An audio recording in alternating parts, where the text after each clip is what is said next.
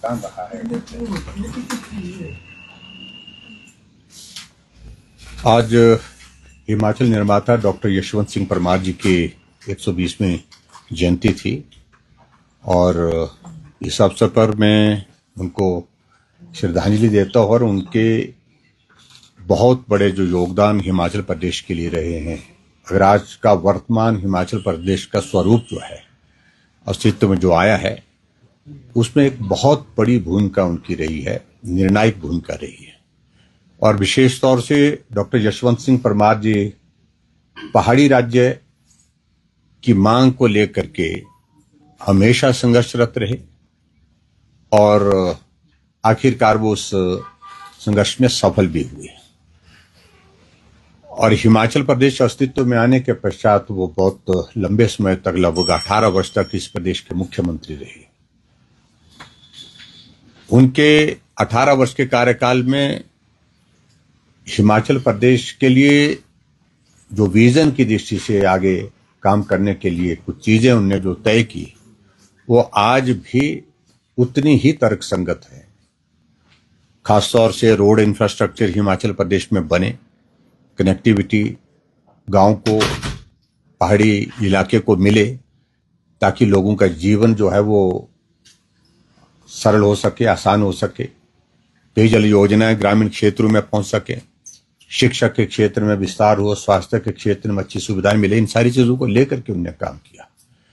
और विशेष तौर से जब हिमाचल प्रदेश में जो लैंड टेनेंसी एक्ट जो लाया हिमाचल की जमीन को बचाने के लिए, वो एक ऐतिहासिक कदम उन्होंने उठाया। उस दृष्टि से उनके उस योगदान को हम हमेशा स्मरण करते हैं। और आज उनकी जयंती पर सरकार की ओर से जो कार्यक्रम यहाँ पर आयोजित किया, उस कार्यक्रम में हम सब लोग उसमें थे। और जहाँ मेरा उसमें सुझाव के रूप में भी बात है कि हिमाचल प्रदेश के निर्माण में उनके जो योगदान जिस प्रकार से रहे हैं उसके अनुरूप उनके कार्यक्रम का स्वरूप होना चाहिए, उनको सम्मान जिस प्रकार से जो मिलना चाहिए उस तरह से होना चाहिए। और आज के इस अवसर पर मुझे सिर्फ इतना ही कहना है कि आओ हम सब लोग मिल करके हिमाचल के इस विकास यात्रा में आगे बढ़ने के लिए सहयोग करें। सर, डॉक्टर परमार के बाद सीधे जो प्रेजेंटेशन थी सीधे मौजूदा सीएम पर आ गए थे। जो बीच के मुख्यमंत्री थे उनका योगदान हिमाचल को आगे बढ़ाने में उनका बड़ा योगदान रहा है, लेकिन उसका जिक्र तक नहीं किया गया। देखिए, इस बात को लेकर के मैं अब ज्यादा टिप्पणी नहीं, मैंने जो कहना था वो कह दिया कि डॉक्टर यशवंत सिंह परमार जी के पश्चात हिमाचल प्रदेश में और भी सरकारें रही हैं और उसमें ज्यादा सरकारें कांग्रेस की रही हैं। और मुख्यमंत्री डॉक्टर यशवंत सिंह परमार जी के पश्चात हिमाचल प्रदेश में जो रहे हैं उनके कार्यकाल में भी हिमाचल प्रदेश के लिए योजनाएं बनी, हिमाचल प्रदेश को आगे बढ़ाने के लिए काम हुआ है। उन सारी चीजों की अगर झलक भी उसमें आ जाए तो मुझे लगता है कि वो अच्छा है, वो सारी चीज आनी चाहिए। ऐसा मेरा एक सुझाव के रूप में अपनी बात कही है।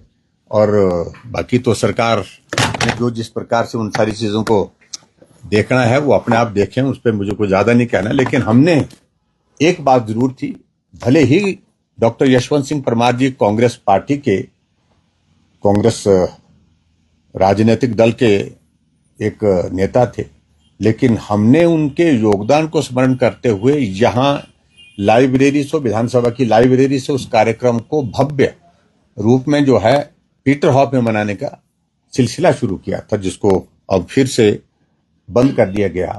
तो मुझे लगता कि ये एक अच्छी परंपरा नहीं है। जिस तरह का उनका योगदान हिमाचल प्रदेश के लिए रहा है उसके अनुरूप जो है उनको सम्मान भी मिलना चाहिए। ये मेरा कहने का अभिप्राय उसमें है। और खासतौर से जिन मुख्यमंत्रियों का योगदान रहा है वो फोटो लगाने का विषय नहीं है, फोटो लगाएं चाहे ना लगाएं, लेकिन उसके बावजूद भी हिमाचल प्रदेश के इस यात्रा में बहुत सारे सरकारों का योगदान रहा है समय समय पर, जिसमें ठाकुर रामलाल जी रहे, श्री शांता कुमार जी रहे, वीरभद्र सिंह जी रहे, प्रेम कुमार धूमल जी रहे।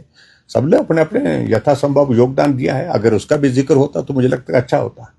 हमने हिमाचल प्रदेश में जब 75 ईयर्स ऑफ हिमाचल प्रदेश का पूरा एक कार्यक्रम आयोजित किया पूरे प्रदेश भर में, तो हमने उस सभी मुख्यमंत्री का उसमें जिक्र किया, जो डॉक्यूमेंट्री बनी तो उनके कार्यकाल की एक झलक उसमें दी थी हमने इन सारी चीजों से ऊपर उठ करके काम किया। तो मुझे लगता है कि सिर्फ इतना ही सुझाव के रूप में जो बात कहनी थी मैंने वो बात कही है, बाकी तो सरकार कांग्रेस की है, वो विचार करें।